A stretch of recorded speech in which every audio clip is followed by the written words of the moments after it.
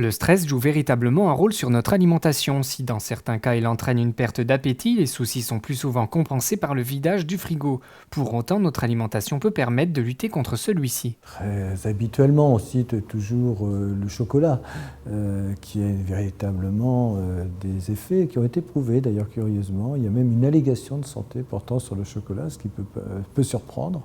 Mais également, en fait, ce sont tous les produits pour lesquels on va introduire une supplémentation en certains produits, ingrédients alimentaires. Et je citais en premier lieu le magnésium, parce que là aussi, c'est un produit pour lequel l'allégation de santé existe véritablement aux yeux des autorités européennes, qui sont l'EFSA, et qui donc délivrent ces allégations de santé.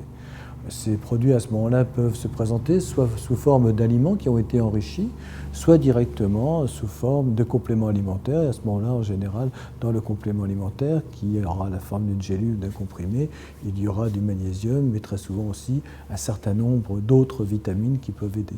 Les compléments alimentaires sont donc une bonne alternative pour remplacer notre frigo et pour mieux vivre le stress au quotidien. Leurs bienfaits sont prouvés dans le cadre d'études scientifiques et notamment chez Sen Nutriments. Tous ces produits doivent être validés, et même ceux, je dirais, qui ont une allégation nutritionnelle générique, lorsqu'on les introduit dans un support différent, il faut refaire les études pour montrer qu'effectivement les propriétés ont bien été conservées.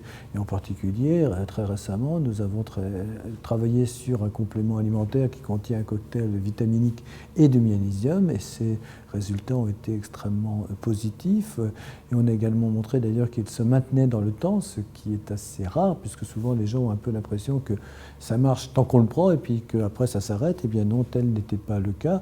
On a aussi travaillé sur d'autres compléments avant à base de plantes, puisque dans le complément alimentaire, on peut avoir aussi des produits à base de plantes. On a par exemple des produits qui vont contenir de la mélisse, ou de la valériane, donc qui sont des produits reconnus par la pharmacopée comme des plantes ayant des principes actifs réels. Et également, donc à ce moment-là, on met les sujets dans une étude, on les inclut, on les examine, on mesure leur stress par des échelles très objectives, comme l'échelle IPSS, qui est une échelle de stress. On peut aussi mesurer leur fatigue avec les échelles de Pichot. Et puis on va leur demander pendant quelque temps de prendre le produit. Parfois, dans certaines études, on a même un groupe témoin qui va être un groupe avec des gens qui vont prendre un placebo, c'est-à-dire une substance qui n'a pas d'effet pharmacologique. Et puis on va les revoir 2 mois plus tard pour voir effectivement, à partir de ces échelles, si objectivement leur état a changé.